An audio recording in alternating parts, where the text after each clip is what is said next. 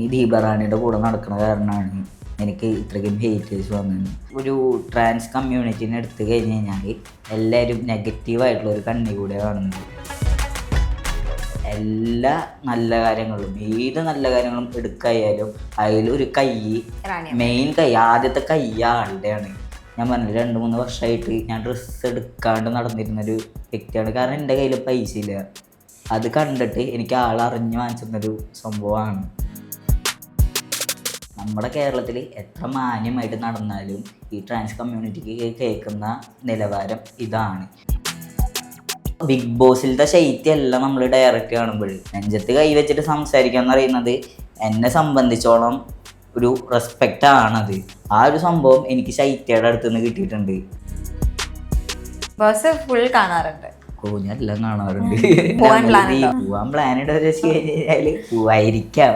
ലാലേട്ടൻ അങ്ങനെ പല കാര്യങ്ങളും പറഞ്ഞിട്ടില്ല. ലാലേട്ടൻ തന്നെ മടുത്തു എന്നുള്ളത് ബിഗ് ബോസ് ഇപ്രാവശ്യത്തെ ഒന്നും പറയില്ല. അമ്മ അതെ ഇങ്ങൾക്ക് ഒരു ഉമ്മ തരാനും കൂടി വന്നിട്ടുണ്ടായിരുന്നു. ഇതിപ്പോ പറഞ്ഞിട്ട് ഉമ്മറ്റേ ഉമ്മ ഒരുപാട് ഫാമിലീസിന്റെ ഇടയിൽ പോയി കഴിഞ്ഞ് കഴിഞ്ഞാൽ എൻ്റെ അടുത്ത് വന്ന് ചോദിക്കുന്നത് കുട്ടിക്ക് സുഖല്ലേ?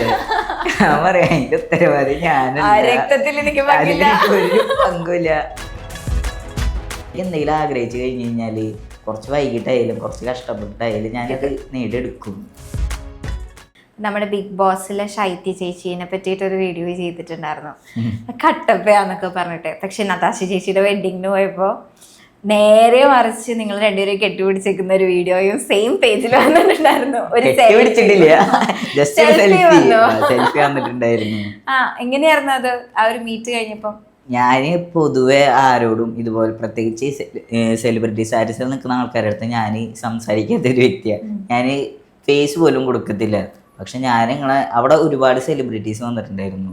ഞാനിങ്ങനെ നിൽക്കുന്ന സമയത്ത് എൻ്റെ അടുത്തേക്ക് പുള്ളിക്കാർ ഓടി വന്ന് സംസാരിച്ചു. എൻ്റെ അടുത്ത് പറഞ്ഞു, കുമ്പിടീൻ്റെ ഭയങ്കര ഫാനാണ് ഞാൻ. കുമ്പിടിയുടെ ആദ്യത്തെ വീഡിയോ കാണുന്നത് വടക്കുന്നാഥന് മുന്നിൽ വെച്ചിട്ടുള്ള വീഡിയോ ആണ്. എനിക്ക് കുമ്പിടിയുടെ സംസാരമൊക്കെ ഭയങ്കര ഇഷ്ടമാണ്. നമ്മളിപ്പോൾ ബിഗ് ബോസിലത്തെ ശൈത്യമല്ല നമ്മൾ ഡയറക്റ്റ് കാണുമ്പോൾ.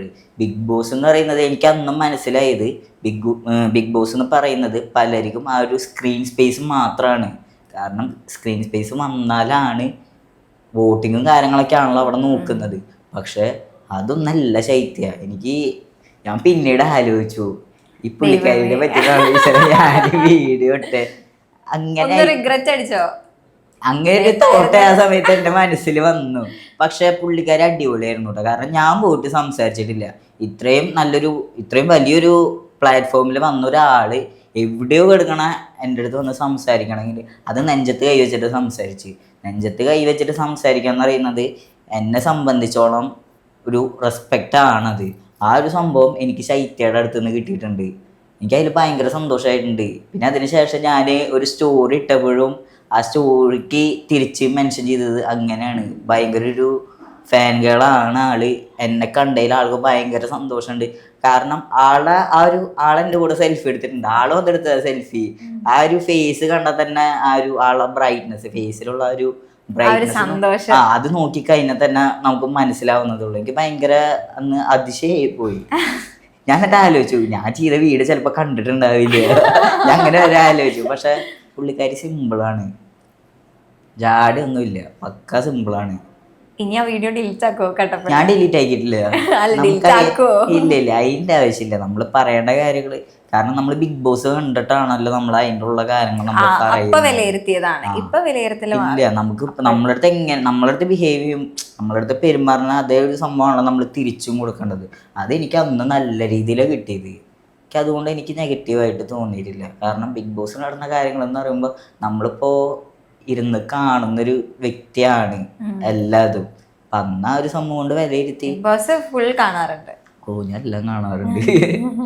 കാരണം ദീപാറാണിയില്ലേ, പോവാൻ പ്ലാൻ ഇട്ട് വെച്ച് കഴിഞ്ഞാല് പോവായിരിക്കാം. പുള്ളിക്കാരിക്ക് പോണമെന്ന് ഭയങ്കര ആഗ്രഹമുണ്ട്. അപ്പൊ പുള്ളിക്കാരി ഇങ്ങനെ എല്ലാ ഷോസും ഇരുന്ന് കാണും. അതിന്റെ കൂടെ ഞാനിങ്ങനെ ഇരുന്ന് കാണും. അതൊക്കെ രസല്ലേ? അതെ, രസമാണ്. ലാലേട്ടൻ വരുന്ന എപ്പിസോഡ്സും കാണാറുണ്ട്, എല്ലാം കാണാം. ലാലേട്ടൻ ലാലേട്ടൻ പിന്നെ എല്ലാ ആഴ്ചയിലും വരുമ്പോഴും എന്തെങ്കിലുമൊക്കെ പറയാനുണ്ടാവില്ല. ഇവിടെ ഉള്ളവർ അത്രയും ഒപ്പിച്ച് വെച്ചിട്ടാണല്ലോ ഇരിക്കുന്നത്. അപ്പൊ അത് എന്തായിരിക്കും, ഞാൻ ആഗ്രഹിച്ചത് തന്നെയാണോ ലാലേട്ടൻ പറയാൻ പോകുന്നത്? അങ്ങനെ തോന്നിയത് തന്നെ പറയാറുണ്ടല്ലോ ലാലേട്ടൻ. ലാലേട്ടൻ അങ്ങനെ പല കാര്യങ്ങളും പറഞ്ഞിട്ടില്ല. ലാലേട്ടൻ തന്നെ മടുത്തു എന്നുള്ളത് ബിഗ് ബോസ് ഇപ്രാവശ്യത്തെ ഒന്നും പറയില്ല. എന്തൊക്കെ ഇരുന്ന് കണ്ട. ഓക്കെ, നമുക്ക് ഒരു അമ്മയുണ്ട് അല്ലേ, ദീപാമ്മ. അമ്മേനെ വിളിച്ചാലോ ഒന്ന്? ഓ തീർച്ചയായിട്ടും വിളിക്കട്ടെ. ഓക്കെ. ഹലോ, എവിടെയാ? ഞാൻ ഇന്റർവ്യൂലാ. ഇന്റർവ്യൂലോ? ആ, പറയ്. എൻ്റെ അടുത്ത് ഒരു വിളിക്കാൻ പറഞ്ഞു. കഴിഞ്ഞോ? ഇന്റർവ്യൂ കഴിഞ്ഞോ? ഇല്ലാന്ന്, ഇന്റർവ്യൂല അതേ ഷൂട്ട് നടന്നോണ്ടിരിക്കുക. നിങ്ങള് പറയുന്ന റെക്കോർഡാട്ടാ. നേരത്തെ പറഞ്ഞത് കാര്യം, അല്ലെങ്കിൽ ഇപ്പൊ പണി കിട്ടിയാണ്. വയ്യാണ്ടിരിക്കുക, പനിയാ. ഞാൻ പറഞ്ഞില്ലേ, എനിക്ക് ചുമയും ഒക്കെയാണ്, വയ്യ, സുഖമില്ല. ഒരാഴ്ചത്തോളായിട്ടുണ്ട്. അല്ല, ഒരാഴ്ചത്തോളായിട്ടുണ്ട് പറയാ. ഒരാഴ്ച ഇന്റർവ്യൂ എങ്ങനെയുണ്ട്? ഇന്റർവ്യൂ നടന്നോണ്ടിരിക്കുന്നുണ്ട്. ഇന്റർവ്യൂ നല്ലതാ. ഞാൻ പൊട്ടത്തരങ്ങളൊന്നും പറയല്ല, ആലോചിച്ചു. ഇല്ല.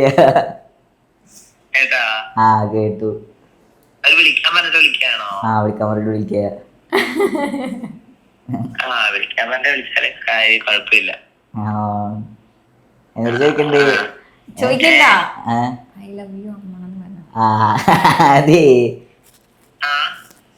I love you. അമ്മ നിങ്ങളൊരു ഐ ലവ് യു പറ. നിങ്ങളൊരു ഐ ലവ് യു പറ. പറഞ്ഞില്ലെങ്കിലും നമ്മുടെ പരസ്പര സ്നേഹം എല്ലാവർക്കും അറിയാലോ. അതെ അമ്മ, അതെ നിങ്ങൾക്ക് ഒരു ഉമ്മ തരാനും കൂടി പറഞ്ഞിട്ടുണ്ടായിരുന്നു. ഇതിപ്പോ പറഞ്ഞിട്ട് കൊടുക്ക. അങ്ങനെ പറഞ്ഞിട്ടല്ലല്ലോ നീ തരാറുള്ളത്. അതിപ്പോ പിന്നെ ഇന്റർവ്യൂല് എങ്ങനെ പറയണ്ടേ? അത് പറയേ. ഇവനെ അടുത്തിരുന്ന്, ഇപ്പൊ ഇന്റർവ്യൂ തന്നല്ലേ, ഇവൻ എപ്പോഴും അടുത്തിരുന്നാൽ എന്റെ കവളിലും പിടിച്ച് കയ്യിലും കാലിലൊക്കെ പിടിച്ചിട്ട് ഇങ്ങനെ ഉമ്മ സ്പീക്കറാണ് കേട്ടോ. അതിനെന്താ, ഇങ്ങനെ കവളിലൊക്കെ പിടിച്ചുമ്പോ നല്ല പരിപാടി. അപ്പൊ പ്രശ്നമൊന്നുമില്ല. ഉമ്മറ്റേ തന്നു ഉമ്മ. ഉമ്മാറ്റു. അതെ, ഞാൻ ചേച്ചിക്ക് ഫോൺ കൊടുക്കാം. നിനക്ക് എത്ര വയസ്സുണ്ട്? എനിക്ക് ചേച്ചിയാണോ? 24. ഞാൻ ചേച്ചില്ല കേട്ടോ, ഞാൻ ഇളയതാ. അനിയത്തി. എന്നാ അനിയത്തിക്ക് ഫോൺ കൊടുക്കാം. ചേച്ചിന്ന് വിളിച്ചു. റെസ്പെക്ട്.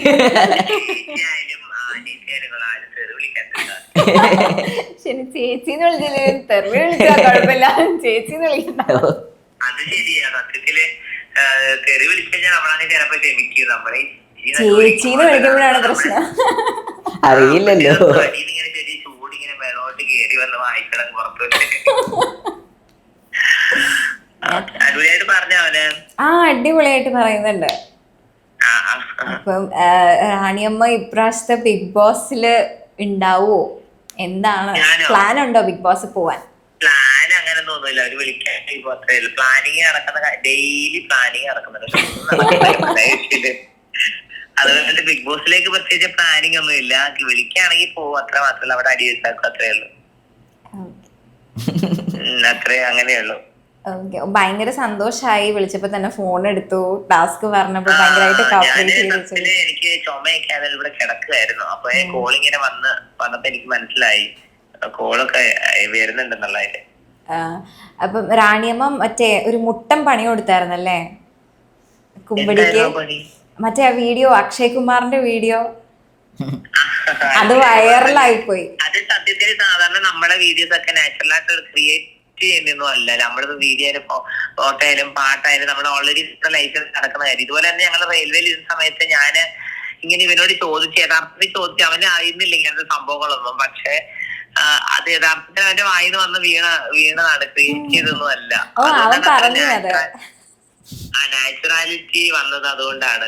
ക്രിയേറ്റ് ചെയ്തത് അങ്ങനെ അവനൊക്കെ സത്യത്തിൽ ഇവനൊക്കെ അഭിനയിക്കാന്ന് അറിയില്ല കേട്ടോ. അതുകൊണ്ടാണ് ഇവനോട് ഏതെങ്കിലും ഒരു വീഡിയോ എടുത്ത് അഭിനയിക്കാൻ പറഞ്ഞ അവൻ അഭിനയിക്കുകയേ ഇല്ല, മുഖത്ത് നവരസങ്ങളൊന്നും വരില്ല. അപ്പൊ അതുകൊണ്ട് ഇങ്ങനത്തെ പറ്റിക്കലൊക്കെ ആകുമ്പോ അങ്ങനെ നടന്നോളൂ. Okay Raniyamma, thank you call എടുത്തതിന്. എനിക്ക് പല ആൾക്കാർ ഇന്റർവ്യൂലൊക്കെ പോകുമ്പോ എന്റെ പേര് പോലും പറയാൻ മറന്നു പോകുന്ന ആൾക്കാരുണ്ട്. എന്നാലും ഇന്റർവ്യൂല് പോയപ്പോ എന്നെ വിളിക്കുന്ന കോൺഫറൻസിലായാലും ഒരു സംസാരിക്കാൻ പറഞ്ഞതിൽ ഒരുപാട് താങ്ക്സ് കേട്ടോ. ഓ താങ്ക് യു സോ മച്ച്. ഞാൻ ഇന്റർവ്യൂ കഴിഞ്ഞിട്ട് എന്തായാലും വിളിക്കാം. ശരി ശരി ശരി. ഓക്കെ, നമ്പർ വാങ്ങിക്കോ കേട്ടോ. ഓക്കെ അങ്ങനെ പറഞ്ഞെന്ന് വെച്ചാല് പുള്ളിക്കാരി കാരണം ഒരുപാട് പേരുടെ ലൈഫ് രക്ഷപ്പെട്ടിട്ടുണ്ട്. പക്ഷെ ഇതുപോലെ പല ഇന്റർവ്യൂസിലായാലും പല പ്ലാറ്റ്ഫോമിൽ പോയായാലും പുള്ളിക്കാരിയുടെ പേര് ഒരാൾ മെൻഷൻ ചെയ്യണില്ല. കാരണം ഞാനിപ്പോൾ ആളുടെ കൂടെ കൂടിയിട്ട് 1 വർഷത്തോളം ആയിട്ടുണ്ട്. ആ 1 വർഷത്തോളം ഞാൻ പല കാര്യങ്ങളും ഞാൻ കാണുന്നുണ്ട്. ഇന്നലെയും കൂടി ഞാൻ വിളിച്ച് സംസാരിച്ചുള്ളൂ അതിനെ പറ്റിയിട്ട്.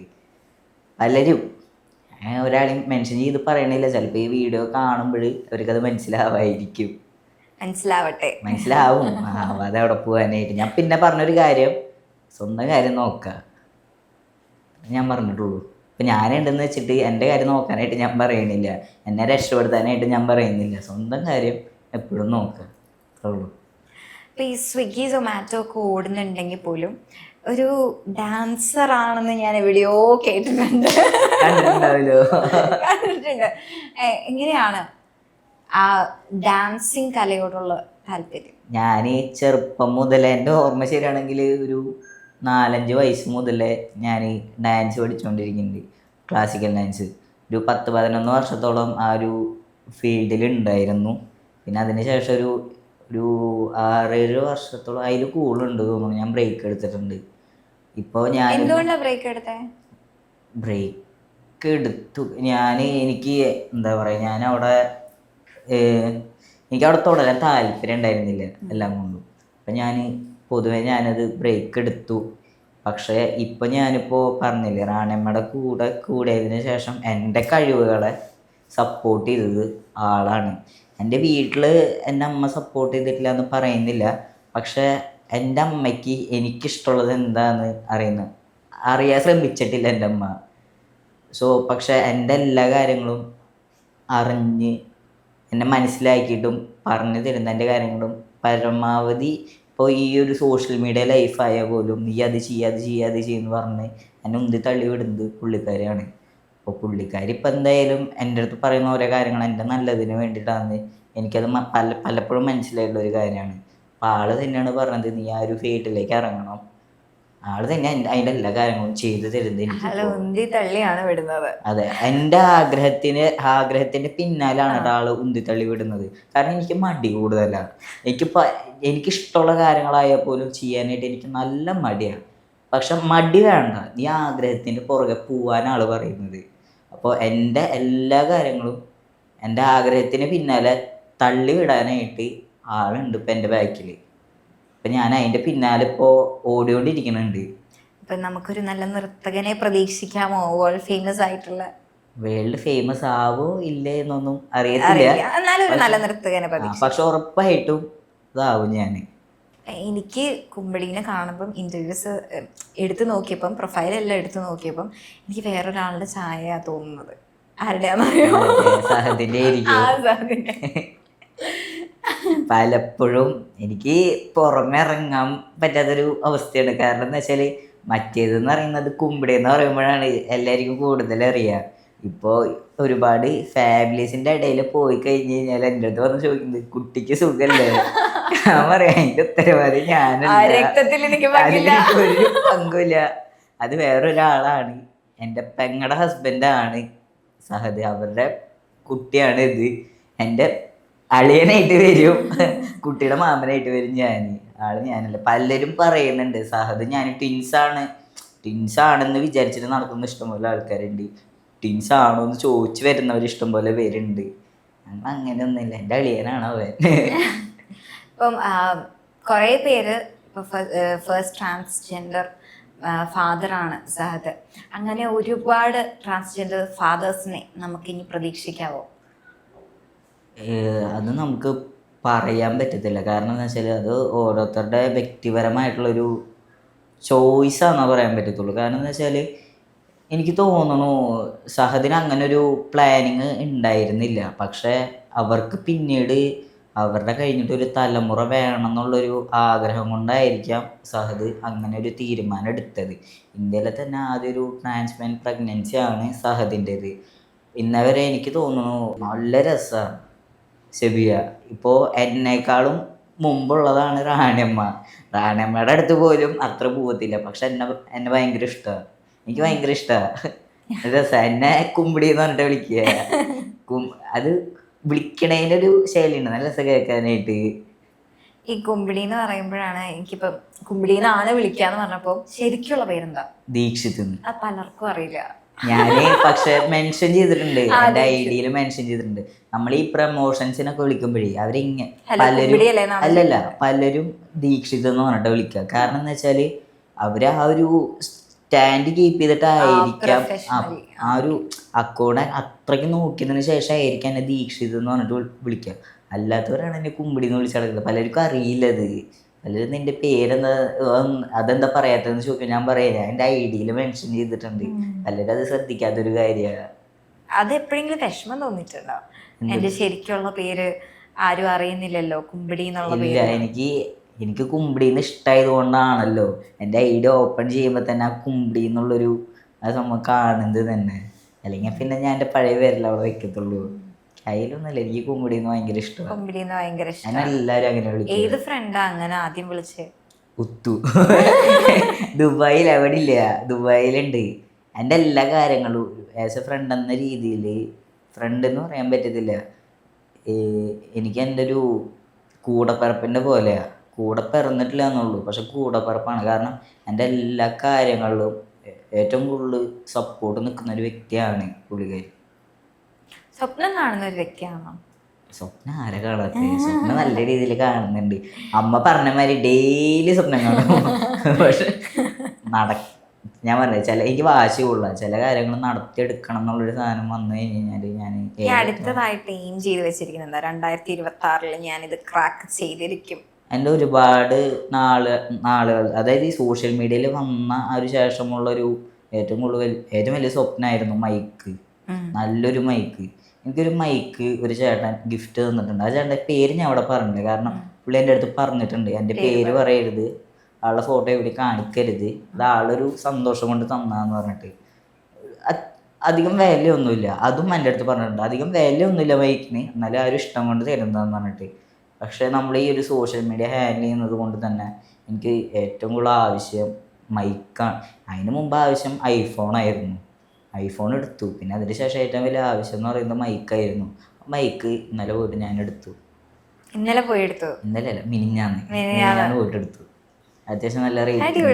2026 ആദ്യത്തെ അച്ചീവ്മെന്റ് ആണ്. ഞാൻ പലപ്പോഴും നമ്മൾ സാധാരണക്കാരായതുകൊണ്ട് തന്നെ എൻ്റെ കയ്യിൽ ഒരുപാട് പൈസ ഒന്നുമില്ല. പലർക്കും ഒരു തെറ്റിദ്ധാരണ ഉണ്ട്, സോഷ്യൽ മീഡിയ ഹാൻഡിൽ ചെയ്യുന്നവർക്ക് നല്ല പൈസയാണുള്ളത്. നമുക്കില്ല, നമ്മുടെ പ്രാരബ്ധ കാര്യങ്ങളൊക്കെ അറിയുള്ളൂ. പക്ഷെ ആ ഷോപ്പിലെ ചേട്ടൻ ക്രിസ്റ്റോ എന്നാണുള്ളൊരു ചേട്ടനാണ്. ആ ചേട്ടൻ നല്ല രീതിയിൽ സപ്പോർട്ട് ചെയ്തിട്ടുണ്ട്. ഞാൻ ഇതിനു മുമ്പ് ഒരു 3 വർഷങ്ങൾക്ക് മുമ്പ് ഗോപ്രോ എടുക്കാൻ ആ ഷോപ്പിലേക്ക് പോയത്. അന്ന് എനിക്ക് 24 വയസ്സാവണമെന്നാണ് പറഞ്ഞത്. 24 വയസ്സായിട്ടില്ല. പോരാത്തിന് എൻ്റെ കയ്യിൽ പൈസ ഇല്ല. ആ സ്വപ്നമായിട്ട് ഞാൻ അവിടെ നിന്ന് അന്ന് പടി ഇറങ്ങിയതാണ്. പക്ഷേ ഇപ്രാവശ്യം എനിക്ക് എന്തെങ്കിലും 24 വയസ്സായിട്ടുണ്ട്. ഞാൻ എന്തെങ്കിലും ഇപ്രാവശ്യം എടുക്കുന്നുള്ളൊരു ഇതിൽ തന്നെയാണ് ഞാൻ പോയത്. പക്ഷേ എനിക്ക് ഡിസ്കൗണ്ട് ചെയ്തു തന്നു, പരമാവധി ഡിസ്കൗണ്ട് ചെയ്തു തന്നു കൃഷ്ണ ചേട്ടൻ. അതുകൊണ്ട് തന്നെ എൻ്റെ കയ്യിലുള്ള പൈസ വെച്ചിട്ട് ഞാൻ ആ മൈക്ക് എടുത്തു, ആ സ്വപ്നം നേടിയെടുത്തു. എന്താ ഫീൽ ചെയ്തത്? എനിക്ക് ഭയങ്കര സന്തോഷമായി. കാരണം എന്താ വെച്ചാൽ എന്നെ പോലുള്ള സാധാരണ ഒരു വ്യക്തിക്ക് ഇത്രയും നല്ലൊരു പ്രൊഡക്റ്റ്, അത് ഇത്ര പൈസയുടെ, നമുക്ക് 1 രൂപയെങ്കിൽ 1 രൂപ അത്രയും ഇമ്പോർട്ടൻ്റ് ആണ്. ഞാൻ ഒരിക്കലും ഇത്ര ഒരു പൈസയുടെ ഒരു മൈക്ക് എടുക്കുമെന്ന് ഞാൻ വിചാരിച്ചിട്ടില്ല. EMI എടുക്കാതിരിക്കാം.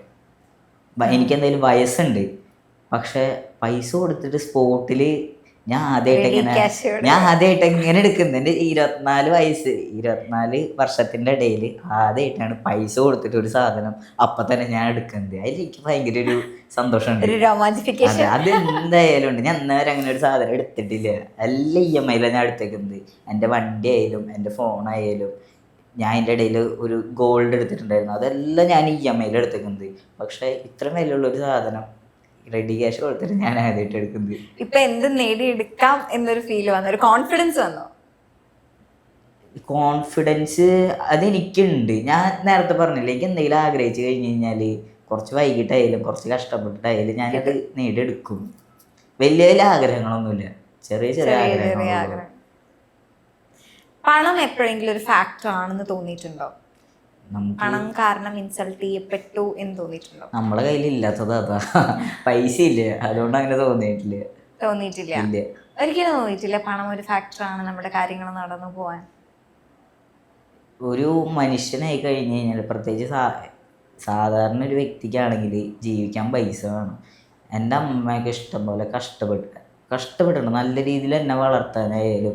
എൻ്റെ വീട്ടുകാർ, അതായത് എൻ്റെ വല്യമ്മയായാലും മേമ്മമാരായാലും പറയുന്നത് കേട്ടിട്ടുണ്ട്. എന്നെ അമ്മ വയറ്റിൽ വെച്ചിട്ട് 9ാം മാസത്തിൽ വരെ എൻ്റെ അമ്മ കല്ല് പണിക്ക് പോയിട്ടുണ്ടെന്നുള്ളത്. എൻ്റെ അമ്മ അത്രയും കഷ്ടപ്പെട്ടുള്ള ഒരു വ്യക്തിയാണ്. ഇപ്പോൾ സാധാരണ ഒരു കുടുംബം നോക്കി കഴിഞ്ഞ് കഴിഞ്ഞാൽ ആ കുടുംബത്തെ ഏറ്റവും കൂടുതൽ കഷ്ടപ്പെടുന്നത് അച്ഛന്മാരായിരിക്കും. പക്ഷേ എൻ്റെ അമ്മയാണ് എൻ്റെ കുടുംബത്തിൽ ഇന്ന് വരെ എൻ്റെ അമ്മ കഷ്ടപ്പെട്ടുകൊണ്ടിരിക്കുക. എൻ്റെ ഏറ്റവും വലിയ ആഗ്രഹം എന്താണെന്ന് വെച്ചാൽ, ഞാനിങ്ങനെ ഓടിക്കൊണ്ട് നടക്കുന്നത് എന്താണെന്ന് വെച്ചാൽ, ഇപ്പം എൻ്റെ കയ്യിൽ പറയാൻ അത്രയ്ക്കൊന്നും പൈസ ഒന്നുമില്ല. പക്ഷെ ഉള്ള പൈസ ഞാൻ കൂട്ടി വെക്കുന്നതെന്ന് വെച്ചാൽ, ഇപ്പം എന്തെങ്കിലും ഒരു, എൻ്റെ അമ്മയ്ക്ക് വയസ്സായിട്ടുണ്ട്, എൻ്റെ അമ്മയ്ക്ക് എന്നെങ്കിലും ഒരു ഇരിക്കേണ്ട ഒരു അവസ്ഥ വന്നു കഴിഞ്ഞ് കഴിഞ്ഞാൽ എന്ത് ചെയ്യുക, ആ ഒരു പേടി എനിക്ക് ഇപ്പോഴും ഉണ്ട്. കാരണം എനിക്കിപ്പോൾ ചേട്ടനുണ്ട്, ചേട്ടത്തിയുണ്ട്, ഞാനുണ്ട്. ഞങ്ങൾ 3 പേരുണ്ടായിട്ട് എൻ്റെ അമ്മ കഷ്ടപ്പെട്ടുകൊണ്ടിരിക്കുക. എനിക്ക് ആ ഒരു വിഷമം ഇപ്പോഴും എൻ്റെ മനസ്സിലുണ്ട്. പക്ഷേ എങ്ങനെയെങ്കിലും ഇപ്പം എൻ്റെ ഇപ്പോൾ സോഷ്യൽ മീഡിയ ഉണ്ട്, എൻ്റെ അമ്മ അത്യാവശ്യം നല്ല രീതിയിൽ തയ്ക്കും, നല്ല രീതിയിൽ ബ്രൈഡലായാലും അത്യാവശ്യം നല്ല രീതിയിൽ തയ്ക്കും. പക്ഷേ ഇപ്പോൾ മനുഷ്യന്മാരായി കഴിഞ്ഞ് കഴിഞ്ഞാൽ അതിൻ്റേതായ വയ്യായും കാര്യങ്ങളൊക്കെ എന്തെങ്കിലും ഉണ്ടാവുമല്ലോ. എൻ്റെ അമ്മയ്ക്ക് ഇപ്പോൾ ഹെൽത്ത് ഇഷ്യൂസും കാര്യങ്ങളൊക്കെ ഉണ്ട്.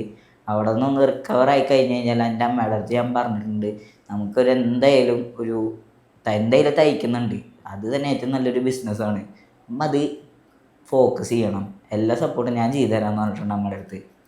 അമ്മ അതൊന്ന് ഇരുന്ന് കിട്ടിയാൽ മതി. എനിക്ക് അങ്ങനെയുള്ള കാര്യങ്ങൾ എനിക്ക് പേടിയുണ്ട്, എന്തെങ്കിലുമൊക്കെ ചെയ്യണം എന്നുണ്ട്, എന്നൊന്നും ചെയ്യാൻ പറ്റാത്ത അവസ്ഥയാണ്.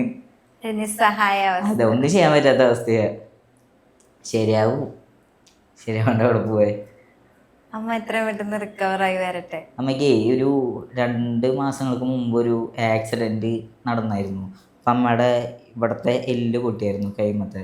അപ്പോൾ ഈ 2 കൈ ഇതിങ്ങനെ നിൽക്കുന്നത്, നീരൊക്കെ മാറി വരണേ ഉള്ളൂ. എന്നിട്ട് ആ കൈയും വെച്ചിട്ട് ചിലപ്പോൾ ഇത് പറയുമ്പോൾ എനിക്ക് ഇനി ഹേറ്റേഴ്സ് കൂടും. പക്ഷേ നിവർത്തിയില്ല. നമുക്കിപ്പോൾ ഞാൻ ആയ സമയത്ത് എന്തെങ്കിലുമൊക്കെ പഠിച്ചിരുന്നെങ്കിൽ അത്യാവശ്യം നല്ലൊരു സാലറി വാങ്ങുന്ന ജോലി വാങ്ങായിരുന്നു.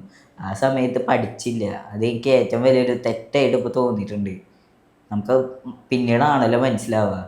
ഏറ്റവും വലിയൊരു തെറ്റായിട്ട് തോന്നിയിട്ടുണ്ട്. പക്ഷെ അമ്മ അതും വെച്ചിട്ട് ഇപ്പോഴും, ഞാൻ അമ്മയുടെ അടുത്ത് പറഞ്ഞിട്ടുണ്ട്. ശരിക്കും പറഞ്ഞു കഴിഞ്ഞാൽ എൻ്റെ അമ്മ 2 പണിക്ക് പോകുന്നുണ്ട്. എൻ്റെ അമ്മയ്ക്ക് 1 പണിക്ക് പോകേണ്ട ആവശ്യമുള്ളൂ. പക്ഷെ അമ്മ പറയുന്നത് അമ്മയ്ക്ക് ഒരു ലക്ഷ്യമുണ്ട്, ആ ലക്ഷ്യത്തിലേക്ക് അമ്മ എത്താണ്ട് ഈ 2 ജോലി അമ്മ ഉപേക്ഷിക്കില്ല എന്നാണ് പറയുന്നത്. ഞാൻ പറഞ്ഞിട്ടുണ്ട്, അമ്മ എന്തെങ്കിലും കൈയൊക്കെ ശരിയായി കഴിഞ്ഞ് കഴിഞ്ഞാൽ തയ്ക്കാനിരുന്നു, വേറെ ജോലിക്കൊന്നും പോകണ്ട, തയ്ക്കാനിരുന്നു.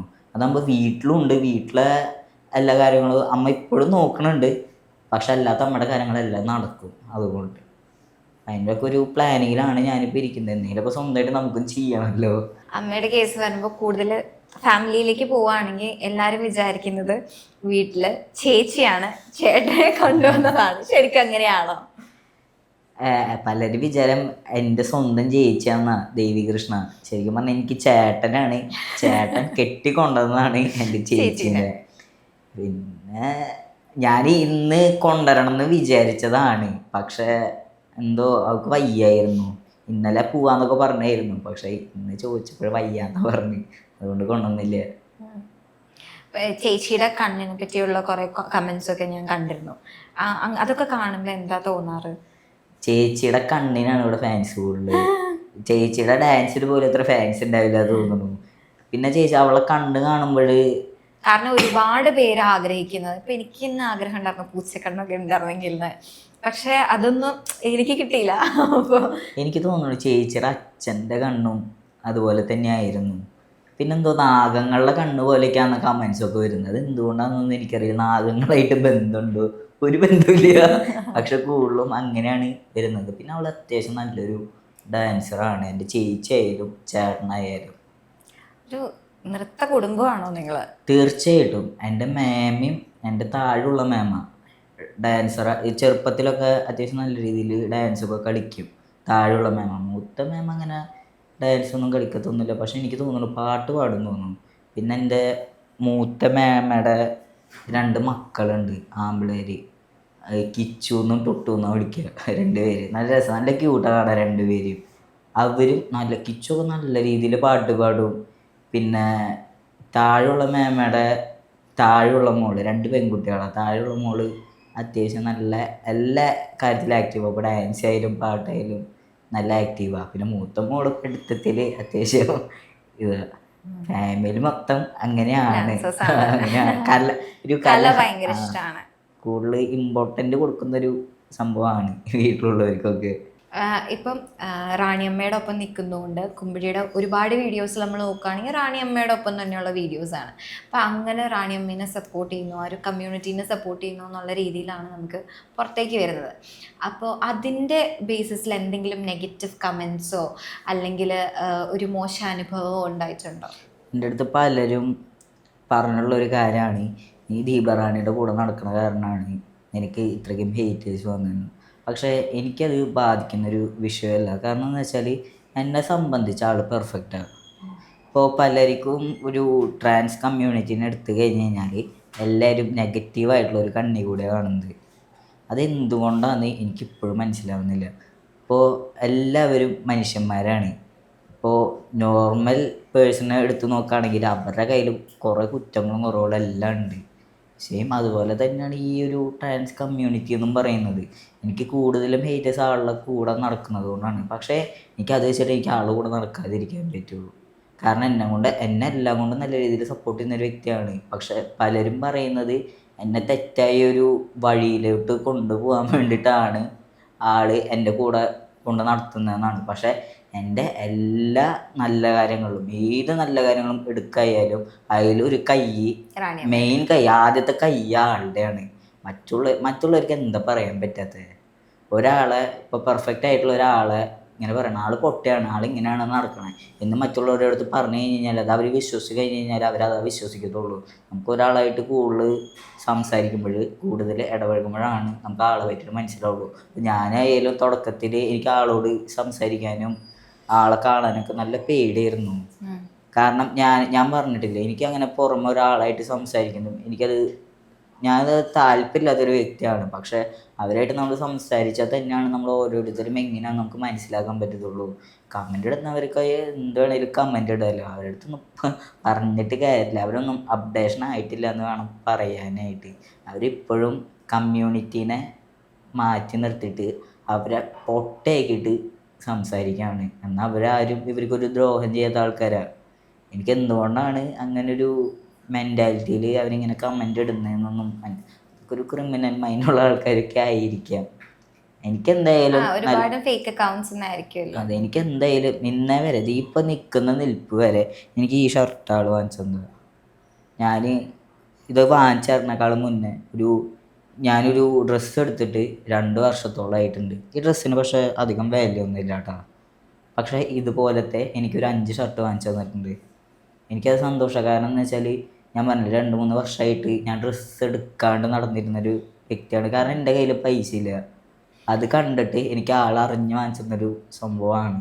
എനിക്ക് അങ്ങനെ ഇഷ്ടം പോലെ എനിക്ക് എൻ്റെ ലൈഫിൽ വന്നതിന് ശേഷം നല്ല കാര്യങ്ങൾ മാത്രമേ നടന്നിട്ടുള്ളൂ. ഞാൻ ജസ്റ്റ് ഒരു എക്സാമ്പിൾ മാത്രം കാണിച്ചു തന്നിട്ട് എനിക്ക് നല്ല കാര്യങ്ങൾ മാത്രമേ നടന്നിട്ടുള്ളൂ. ഇനി അത് മാത്രമേ നടക്കത്തുള്ളൂ. പറയുന്നവർ പറയട്ടെ, ഞാൻ എൻ്റെ നിലപാടിൽ ഞാൻ ഉറച്ചു നിൽക്കണേ. എപ്പോഴെങ്കിലും തോന്നിയിട്ടുണ്ടോ ബാക്കിയുള്ള സംസ്ഥാനങ്ങളിൽ, ഇപ്പം ഇന്ത്യ തന്നെ എടുത്ത് നോക്കുകയാണെങ്കിൽ ബാക്കിയുള്ള സംസ്ഥാനങ്ങളിൽ ഈ ഒരു ട്രാൻസ് കമ്മ്യൂണിറ്റിക്ക് ഇത്രയും ഒരു ആക്സെപ്റ്റൻസ് കിട്ടിയിട്ടില്ല, കേരളത്തിൻ്റെ സാക്ഷരത കൊണ്ടാണ് ഇങ്ങനെ ഒരു ആക്സെപ്റ്റൻസ് കിട്ടുന്നത് എന്ന് തോന്നിയിട്ടുണ്ടോ? നമ്മുടെ കേരളത്തിൽ പല ആൾക്കാരും ഞാൻ കണ്ടെടുത്തോളം ഒരുപാട് ഇന്ന കാര്യങ്ങൾ നേടിയെടുക്കണം എന്ന് പറഞ്ഞിട്ട് ഫൈറ്റ് ചെയ്യുന്ന ഇഷ്ടം പോലെ ആൾക്കാരുണ്ട്. അവരുള്ളത് കൊണ്ട് തന്നെയാണ് ട്രാൻസ് കമ്മ്യൂണിറ്റിക്ക് പല ആനുകൂല്യങ്ങളും കിട്ടുന്നത്.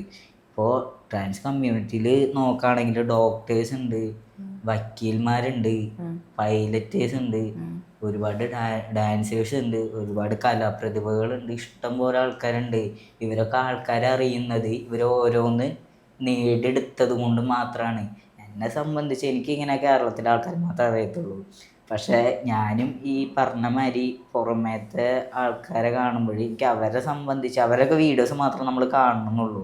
പക്ഷെ അവരെ സംബന്ധിച്ച് കേരളത്തിലുള്ള ആൾക്കാർ എല്ലാ കാര്യങ്ങളിലും ഫൈറ്റ് ചെയ്ത് ഓരോ കാര്യങ്ങളും നേടിയെടുത്ത് നിൽക്കുന്ന ആൾക്കാരാണ്. എൻ്റെ കൂടെയുള്ള ദീപറാണിയെ പോലും ഞാൻ അങ്ങനെ ഓരോ കാര്യങ്ങൾക്കും ഫൈറ്റ് ചെയ്യുന്നത് ഞാൻ കണ്ടിട്ടുണ്ട്.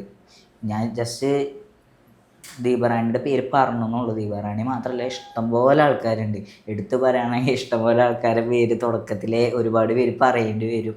അതുകൊണ്ട് ഞാനിപ്പോൾ പറയുന്നില്ല, ഒരുപാട് പേരുണ്ട്. ഓക്കെ. ഇപ്പം നോർത്ത് ഇന്ത്യയിലൊക്കെ നമ്മൾ ട്രാൻസ് വുമണിനെ ഒക്കെ എടുത്ത് ട്രാൻസ്ജെൻഡർ വിഭാഗത്തിനെ എടുത്ത് നോക്കുകയാണെങ്കിൽ ഭയങ്കരമായിട്ടുള്ള ഒരു നിലവാരം കുറഞ്ഞ ഒരു ഇതായിട്ടാണ് കാണപ്പെടുന്നത്. അത് അവർ ചെയ്യുന്ന മോശം പ്രവർത്തികൾ കൊണ്ടായിരിക്കില്ലേ? അതവർ പലരും പറയുന്നത് എന്താണെന്ന് വെച്ചാൽ മാന്യമായിട്ട് നടന്നുകൂടെ, മാന്യമായിട്ട് നടന്നു കഴിഞ്ഞ് കഴിഞ്ഞാൽ ഇങ്ങനെയൊക്കെ കേൾക്കേണ്ടി വരണം. അങ്ങനെയാണ് മറ്റുള്ളവർ ആ ഒരു വീഡിയോസൊക്കെ കണ്ടിട്ട് ചോദിക്കുന്നവർ. നമ്മുടെ കേരളത്തിൽ എത്ര മാന്യമായിട്ട് നടന്നാലും ഈ ട്രാൻസ് കമ്മ്യൂണിറ്റിക്ക് കേൾക്കുന്ന നിലവാരം ഇതാണ്.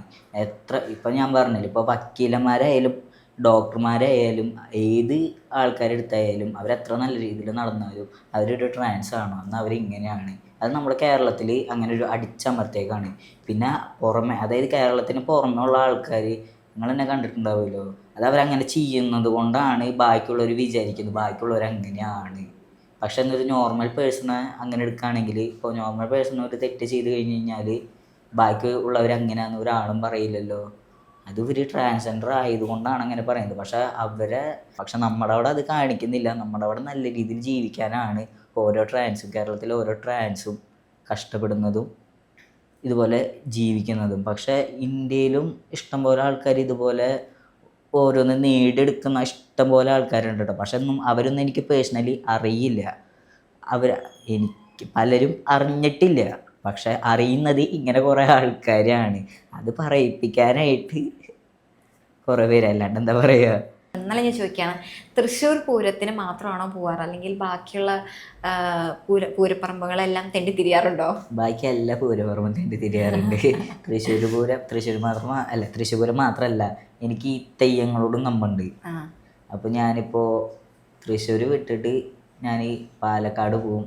പാലക്കാട് ഈ കുമ്മാട്ടികളും കാര്യങ്ങളൊക്കെ നല്ല രസമാണ് കാണാനായിട്ട്. എനിക്ക് തൃശ്ശൂരിനെ സംബന്ധിച്ച് തൃശ്ശൂർ കുമ്മാട്ടി കുറവായിരിക്കും. എനിക്ക് അത് സംബന്ധിച്ച് പാലക്കാടൊക്കെ ഭയങ്കര ഇഷ്ടമാണ്. അതുപോലെ ഈ തെയ്യം അതൊക്കെ ഭയങ്കര ഇഷ്ടമാണ്. അതുകൂടാഞ്ഞിട്ട് ഈ തോറ്റം പാട്ടുകൾ, എല്ലാ പരിപാടികൾക്ക് ഞാൻ പോകാറുണ്ട്. ഇപ്പൊ പറശ്ശിനിക്കടവ് പോയ ഒരു വീഡിയോ കണ്ടായിരുന്നു. എങ്ങനെയുണ്ടായിരുന്നു ആ ഒരു ഫീല്? ഇഷ്ടപ്പെട്ടോ അവിടെ പോയിട്ട്? മുത്തപ്പനായിട്ട് ഈ പറഞ്ഞ മാതിരി ഇരുന്നിരിപ്പിൽ ഞാൻ പോയതാണ് പറശ്ശിനിക്ക്. പക്ഷെ പോയപ്പോഴേ എനിക്ക് മുത്തപ്പനെ ഞാൻ കണ്ടിട്ടുണ്ടായിരുന്നു. എനിക്കതിൽ ഏറ്റവും കൂടുതൽ വന്ന വിഷമം എന്താ വെച്ചാൽ അവിടെ ഭക്ഷണം കിട്ടുന്നത് ഞാൻ കേട്ടിട്ടുണ്ട്, കേട്ടറിവ് മാത്രമേ ഉള്ളൂ. ഞാൻ ഒറ്റയ്ക്കാണ് പോയത്. പക്ഷെ ഇന്നേ വരെ എനിക്ക് അവിടുത്തെ ഭക്ഷണമായാലും പ്രസാദമായാലും എനിക്ക് കഴിക്കാൻ പറ്റിയിട്ടില്ല. അയ്യോ, ഞാൻ കഴിച്ചിട്ടില്ല, സീരിയസ്ലി കഴിച്ചിട്ടില്ല. അവിടെ വരെ പോയിട്ട് പിന്നെ തൊഴുത് തിരിച്ചു നമുക്ക് അറിയില്ലല്ലോ എന്തൊക്കെ കാര്യങ്ങൾ, എന്തൊക്കെ ആചാരങ്ങളുണ്ട്. അതുപോലെ ഈ പട്ടികളൊക്കെ കൊണ്ടുവന്ന് പറയുന്നത് കേട്ടിട്ടുണ്ട്. കുറേ പട്ടികൾ അവിടെ തന്നെ ഉണ്ട്. പക്ഷെ ഞാൻ ഇന്നവരെ ഞാൻ കണ്ടിട്ടില്ല.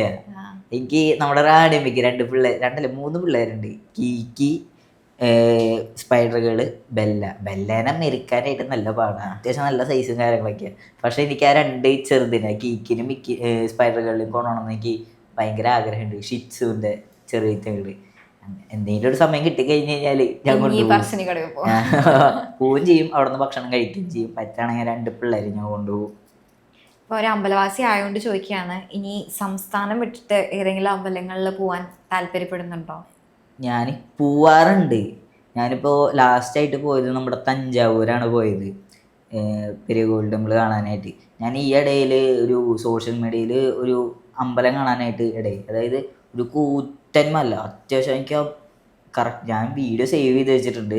ആ ഒരു അമ്പലത്തേക്ക് ഇവിടെ നിന്ന് 130 കിലോമീറ്റർ നമുക്ക് ബൈക്കിൽ പോകാമെന്നൊരു സമയമുള്ളൂ. അവിടെ പോയിട്ട് ആ അമ്പലം കാണണം എന്ന് ഭയങ്കര ആഗ്രഹമുണ്ട്. ഇത് കൂടാഞ്ഞിട്ട് വേറൊരു അമ്പലം കൂടി ഞാൻ സേവ് ചെയ്ത് വെച്ചിട്ടുണ്ട്. അത് ഇവിടെ അല്ല, അത്യാവശ്യം ഒരു 450 കിലോമീറ്ററോളം അങ്ങോട്ടേക്ക് ഉണ്ട്. അപ്പോൾ ഈ ഒരു 2 അമ്പലം എനിക്ക് പോകണമെന്ന് ഭയങ്കര ആഗ്രഹമായിട്ട് നിൽക്കുന്നുണ്ട്. അപ്പോൾ എത്രയും പെട്ടെന്ന് ഞാൻ പോകുമെന്ന് പ്രതീക്ഷിക്കുന്നു. എത്രയും പെട്ടെന്ന് ആഗ്രഹങ്ങളൊക്കെ സാധിക്കട്ടെ. സോ ഇത്രയും ടൈം നമുക്ക് വേണ്ടി മാറ്റിവെച്ച് ഇവിടെ വരെ വന്ന് സംസാരിച്ചതിന് ഒരുപാട് താങ്ക് യു. ആൻഡ് ബി4 ബ്ലേസ് പ്രേക്ഷകർക്കും ഒരുപാട് താങ്ക് യു. ബൈ.